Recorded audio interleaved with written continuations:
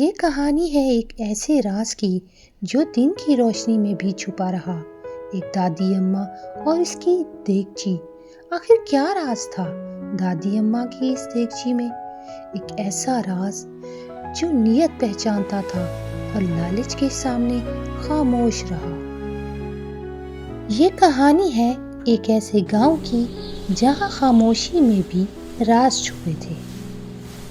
ایک خوبصورت گاؤں تھا جہاں ہر طرف ہریالی، کچے مکان تھے، لوگ اپنے کاموں میں مصروف تھے، عورتیں گھروں کے کام کاج کر رہی تھیں۔ وہاں پر دادی اماں بھی اپنے گھر میں کام کاج میں مصروف تھی۔ دادی اماں نہایت سادہ دل کی تھیں۔ ان کے دل میں غریبوں، مسکینوں اور یتیموں کے لیے بہت محبت تھی۔ دادی اماں کسی کو آٹا دیتی، کسی کو کھانا، کسی کو پیسے دیتی، مگر حیرت کی بات یہ کہ آمدن کا کوئی ذریعہ نہیں تھا۔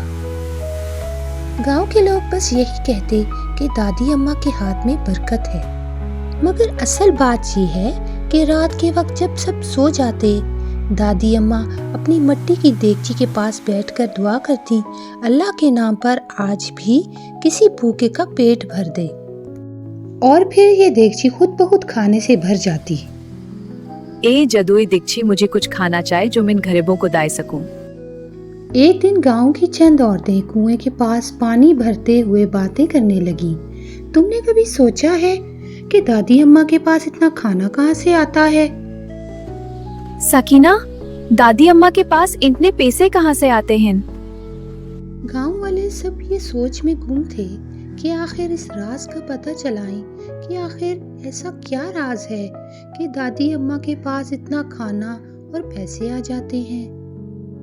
گاؤں کی عورتوں نے سوچا کہ اس راز کا پتہ چلانے کے لیے ہمیں دادی اماں کے گھر رات کو چھپ چھپ کر دیکھنا پڑے گا۔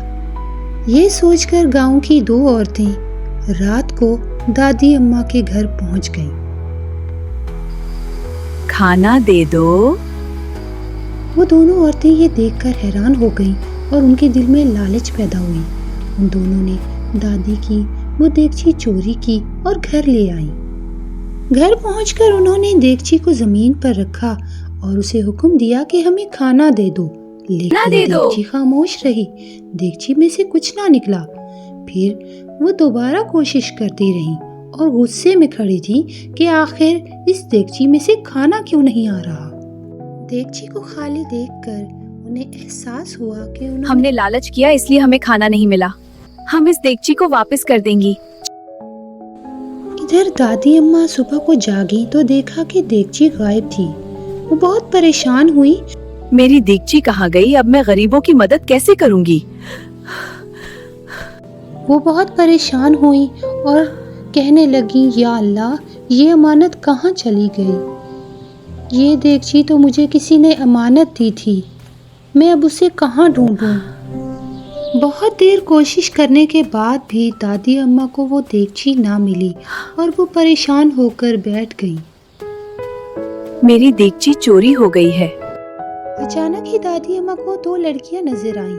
وہ کہنے لگی، دادی اماں، ہمیں معاف کر دو، ہم نے دیگچی چوری کی تھی۔ کوئی بات نہیں، تمہیں اپنی غلطی کا احساس ہو گیا ہے، میں نے تمہیں معاف کیا ہے۔ کچھ دنوں بعد دادی نے سب کو اکٹھا کیا اور سمجھایا۔ دادی اماں نے بتایا، اصل دولت نیکی ہے اور اصل جادو صاف دل ہے۔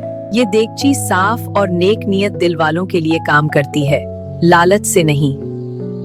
کچھ دنوں کے بعد دادی اماں نے بہت سے لوگوں کو اپنے گھر دعوت پہ بلایا۔ سب نے مل کر خوشی خوشی کھانا کھایا۔ آؤ سب لوگ اندر آؤ، ہمارا گھر ہے، سب مل کر کھاؤ۔